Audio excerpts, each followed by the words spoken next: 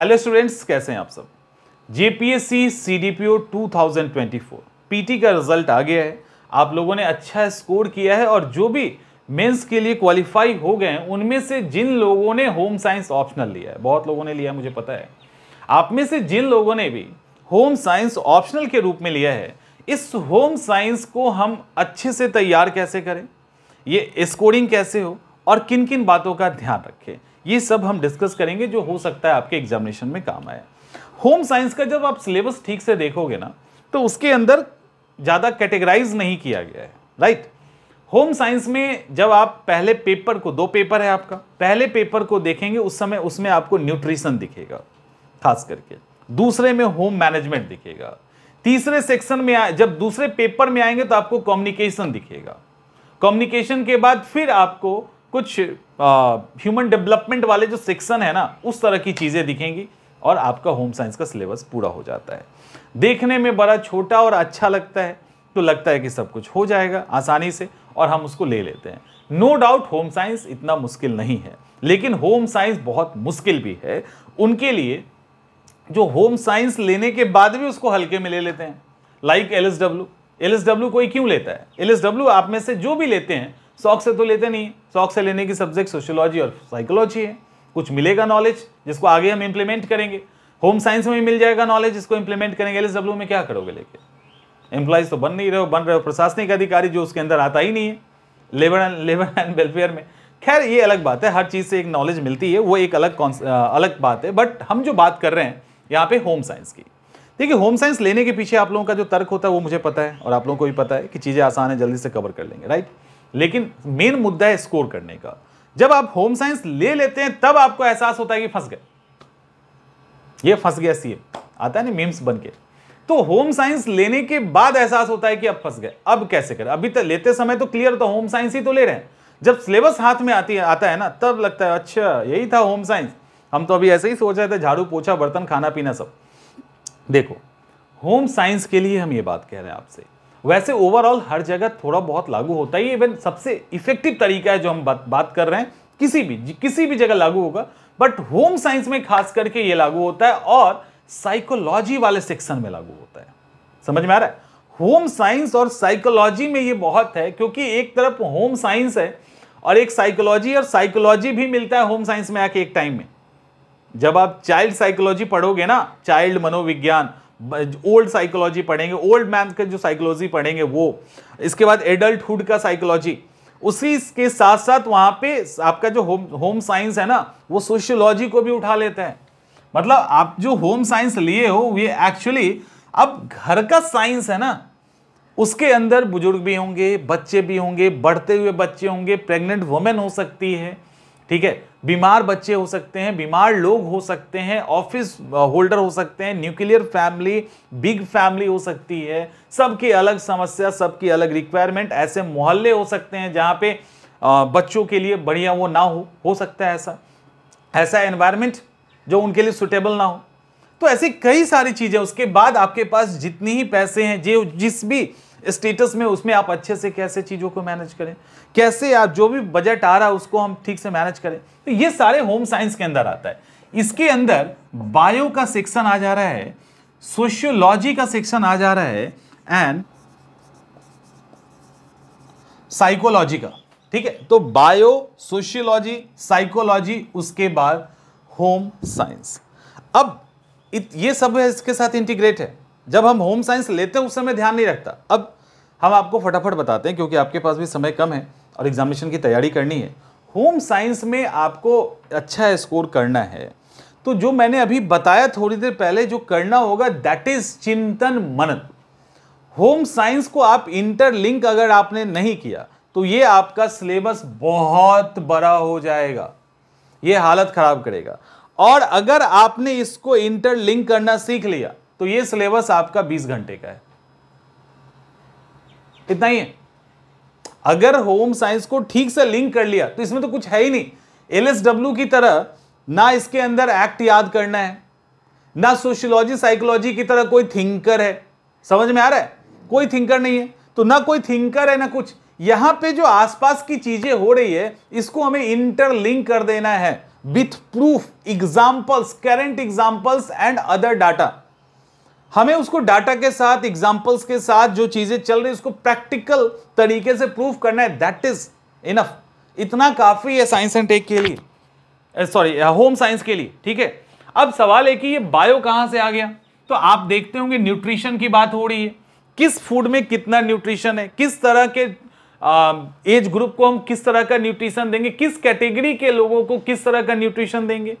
कोई खेल रहा है बच्चा, कोई घर के अंदर है, कोई बीमार है, कोई स्कूल जा रहा है, कोई न्यू बॉर्न बेबी है, कोई ओल्ड है, सबके न्यूट्रिशन वैल्यू अलग है। किसी को डाइजेशन का प्रॉब्लम हो सकता है, किसी को डायरिया हो सकती है, किसी को कुछ भी टाइफाइड हो सकता है, किसी को अलग तरह का बुखार हो सकता है। तो हर तरीके से कैसे हम न्यूट्रिशन डाइट दें और कितना दें, किन चीजों का ध्यान रखें, ये सारी चीजें बायो का पार्ट है ना, आ गया ना डिजीज के साथ। इसके बाद सोशियोलॉजी, सोशियोलॉजी के अंदर, समाज शास्त्र के अंदर यहां पे सिखाया जाता है समाज के साथ इंटरेक्शन, बच्चे कैसे सीखते हैं, छोटा बच्चे का क्या इंपैक्ट होता है। जब बच्चा छोटा होता है तो कैसे फैमिली के बीच में होता है, बच्चा थोड़ा बड़ा होता है तो दोस्त और फैमिली के बीच में होता है, उसको वहां प्रोटेक्शन फील होता है। जब और बड़ा होता है तो ज्यादातर अपने दोस्तों के साथ या बाहर स्कूल में अदर जगह पे रहना पसंद करता है, गार्जियन के डिसीजन को लेकर काफी एग्रेसिव हो जाता है। आपने देखा होगा लगभग माँ बाप की शिकायत होती है जब बच्चा 5, 6, 7 साल का होता है, उस समय से लेकर जब वो एडल्ट 14 नहीं, मतलब 15, 16, 17 साल तक का, जब तक थोड़ी मैच्योरिटी नहीं आती है, हर माँ बाप परेशान होता है, इसको बोलते हैं ये करता वो है। तो वो जो सोशियोलॉजी है ना, समाज शास्त्र के साथ क्या इंटरेक्शन है, फैमिली के साथ क्या इंटरेक्शन है, इस तरह का सेक्शन इसके अंदर आपको देखना पड़ेगा, देखने के लिए मिलता है। साइकोलॉजी में भी यही आ जाएगा, चाइल्ड साइकोलॉजी बाल मनोविज्ञान, ओल्ड साइकोलॉजी वृद्ध मनोविज्ञान। तो ऐसे करके यहां पे चाइल्ड साइकोलॉजी पे, अब ये तो इंटरलिंक हो जाता है ना, यहां पे चाइल्ड साइकोलॉजी पे फैमिली का क्या इंपैक्ट है, सोसाइटी का क्या इंपैक्ट है, ये सब पढ़ना है ना, ये सब यहां पढ़ोगे। जो प्योर होम साइंस का सेक्शन है, लाइक इंटीरियर डेकोरेशन दिया गया है, बजट मैनेजमेंट दिया गया है, मैंने किस तरह से आप घर को सुंदर रख सकते हैं, कम पैसे में रख सकते हैं, और चीजों को कैसे मैनेज करोगे। तो मोटा मोटी आपका जो होम साइंस है इसी में है, इसी को अलग अलग तरीके से फैलाया गया है, अलग अलग चैप्टर्स में फैलाया गया है। अब इसको इंटरलिंक कर लोगे ना, तब तो ऐसे खत्म हो जाएगा, कहानी खत्म, 2-4 दिन में ही खत्म हो जाएगी आपकी कहानी होम साइंस की, लिटरली खत्म हो जाएगी। मतलब 5 दिन में इस ऑप्शनल को आप कमांड कर सकते हो। इतने प्रेशर की बात कर रहे हैं, प्रेशर टाइम में दिमाग बहुत ज्यादा चलता है, बहुत ज्यादा चलता है, तो उस टाइम में आप इसको 5 दिन में कवर कर सकते हैं। नो डाउट इसमें होम साइंस आपका 5 दिन में आपके हाथ में होगा, गारंटी इस बात की। लेकिन बात आती है इन सब कंटेंट को समझ के, याद करके इंप्लीमेंट करने की, तो यहां पर चूक हो जा रही है, यहां पे आंसर राइटिंग में चूक हो रही है, और ये मैं देख रहा हूं अपने स्टूडेंट्स के साथ भी हो रहा है। क्योंकि देखो, एक चीज तो आपको मानना पड़ेगा, अगर आपने होम साइंस लिया है, LSW लिया है, तो कहीं ना कहीं आप एक तो ठीक है कम एफर्ट में हो जाएगा, ठीक है, एक तो ये भी है, और दूसरा कई बार क्या होता है अदर ऑप्शन हमने नहीं पढ़ा है, ऐसा भी होता है, हिस्ट्री ज्योग्राफी वाले भी इसको लेते हैं, ऐसा नहीं है। बट अब मान लो कि सोशियोलॉजी साइकोलॉजी मुश्किल लग रहा था, तभी तो आप यहां पे आए। तो यहां आंसर राइटिंग अगर इनमें से किसी ने नहीं किया है तो आप होम साइंस पढ़ के भी कुछ नहीं होना है, काम खराब हो सकता है। और ये मैं इसलिए नहीं बोल रहा हूं कि आप डर जाओ, मैं इसलिए बोल रहा हूं कि आपके पास समय है, आप कर जाओ, ठीक है, अभी कर सकते हो आप। तो आंसर राइटिंग इंप्रूव कीजिए। अब आंसर राइटिंग इंप्रूव करने का टिप्स मैं ऑलरेडी दे चुका हूं, उस सेशन को आप देख लो, आपके बहुत काम आएगा, बहुत काम आएगा। लेकिन एक रफ हम यहां होम साइंस के लिए खींच दे रहे हैं ताकि जिन्होंने उस सेशन को नहीं देखा उनके काम आ जाइए। अब ये जो आंसर राइटिंग होगा, इस आंसर राइटिंग में आप क्या करेंगे, इस आंसर राइटिंग में आपको ध्यान रखना है कि आप इसमें डाटा ऐड करो, ठीक है, आप इसमें फ्लो चार्ट ऐड कीजिए, आप इसमें करेंट के एग्जाम्पल ऐड कीजिए, आप इसमें, और डाटा में क्या, तो नेशनल और इंटरनेशनल और स्टेट के डाटा, जैसे मान लो कि फर्टिलिटी रेट क्या चल रहा है, मोर्टेलिटी रेट क्या है, इस तरह की चीजें, बौनापन कितना है, ठीकनापन कितना है, तो हम अगर नेशनल और स्टेट का डाटा डाल सकते हैं। कि झारखंड की क्या स्थिति है, नेशनल में इंडिया की क्या स्थिति है, उसको कंपेयर कर सकते हैं। उसी तरह से आपको डिफरेंस भी दिखाना पड़ेगा। जैसे मान लीजिए क्वेश्चन पूछे कि प्रेग्नेंट वुमेन को एक्स्ट्रा न्यूट्रिशन की जरूरत क्यों पड़ती है, तो आप ये दिखाने के साथ जो नॉन प्रेग्नेंट वुमेन है और जो प्रेग्नेंट वुमेन है उसके बीच में कुछ डिफरेंस दिखा सकते हैं कि आखिर क्यों हम उसको एक्स्ट्रा न्यूट्रिशन देते हैं। तो इस तरह से डिफरेंस दिखा सकते हैं। तो जब ये काम करेंगे ना आप, तो आपका पेपर थोड़ा सा कैची होगा। और अक्सर हाँ ये देखा गया है कि जो इंफॉर्मेशन थोड़ा कम भी कर देते हैं, पेपर उनका कैची यानी अट्रैक्टिव होता है, तो उनको स्कोर हमेशा से अच्छा मिला है। हर एक एग्जाम में हर एक पेपर पे ऐसा हुआ है। यहां पे आपको फ्लो चार्ट मैंने बता दिया, ठीक है। फ्लो चार्ट डाटा के अंदर आप क्या करोगे, डाटा के अंदर आप इस तरह से इस तरह के मतलब आप डाटा में कोई भी वेन डायग्राम, पाई चार्ट, इन सब का यूज कर सकते हो। जैसे ये पाई चार्ट हो गया, ये वेन डायग्राम हो गया, तो आप इस तरह के डाटा का भी यूज कर सकते हैं, क्योंकि यहां आपको मौका मिलेगा ऐसा करने का। तो चैप्टर वाइज अब यहां पे थोड़ा सा आसान करते हैं कि कैसे आप इसको, अब लगेगा कि इतना हम कैसे करेंगे, नहीं। बच्चों से रिलेटेड कुछ डाटा, हेल्थ से रिलेटेड ओवरऑल कुछ डाटा, ओल्ड पर्सन से रिलेटेड कुछ डाटा, महिलाओं से रिलेटेड कुछ डाटा, इसके अलावा बच्चों के क्राइम से रिलेटेड कुछ डाटा, समझ में आ रहा है, सोशियोलॉजी से रिलेटेड कुछ ऐसे डाटा हैं। तो उन सब डाटा को ज्यादा नहीं होगा, 4-5 पेज का होगा, उसको एक जगह कलेक्ट कर लीजिए, जहां जहां जरूरत होगा डालते चले जाइएगा।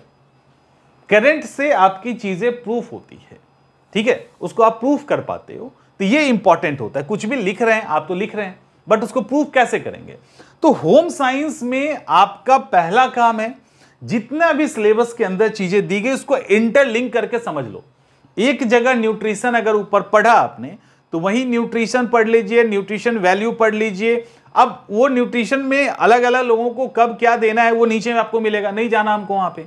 हम वही न्यूट्रिशन वैल्यू पढ़ेंगे, न्यूट्रिशन पढ़ेंगे, किसको क्या कब न्यूट्रिशन की जरूरत है वो पढ़ लेंगे।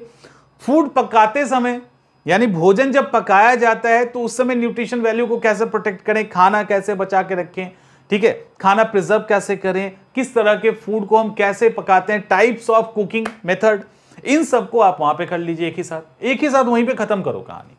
फिर चाइल्ड साइकोलॉजी वाला सेक्शन उठाओ, एक साथ खत्म करो। कम्युनिकेशन भी आ गया, यहां भी डालेंगे भी। जो कम्युनिकेशन आता है वो साइकोलॉजी एंड सोशियोलॉजी दोनों का पार्ट है। संचार साइकोलॉजी का भी पार्ट है और सोशियोलॉजी का भी पार्ट है। तो कम्युनिकेशन के तरीके, कम्युनिकेशन क्यों किया जाता है, उसका इंपॉर्टेंस क्या है, इन सब चीजों को आप वहां देख सकते हैं। तो इस तरह से जिसको जहां देखो उसको पूरे सिलेबस में खंगालिए, इसका टॉपिक कहां कहां बिखरा हुआ है उसको एक साथ इंटरलिंक कीजिए, उसको वहीं तैयार कीजिए, खत्म कर दीजिए। बोलना आसान है, थोड़ा करना मुश्किल है, मैं समझता हूं, बट करना तो पड़ेगा, क्योंकि मेंस का एग्जाम देना है तो इजी नहीं है, और इतना कम समय में देना है तो और इजी नहीं है। बट चूंकि हमने इतनी मेहनत से प्रीलिम्स एग्जाम क्वालिफाई किया है, तो हम मेंस को इतनी आसानी से जाने तो नहीं दे सकते। हम बेस्ट फाइट देंगे, बेस्ट करेंगे, ताकि कुछ रिग्रेट ना हो जाए कि हमारा कुछ छूट रहा है, हमने ये छोड़ दिया। ये रिग्रेट नहीं होना चाहिए लाइफ में, इस बात का ध्यान रखिए। तो बेस्ट फाइट कीजिए, और आई थिंक इसी में से कुछ ऐसे होनहार निकल के आएंगे ना जो झंडा गाड़ देंगे सीडीपीओ में, 100% मैं कह रहा हूं। उनका पहला अटेम्प्ट होगा, पहला पीटी निकलेगा, पीटी के बाद वो मेंस की तैयारी करके भी रिजल्ट लेंगे। देखिएगा रिजल्ट जब आएगा तब आप देखना। मिलते हैं अगले वीडियो में।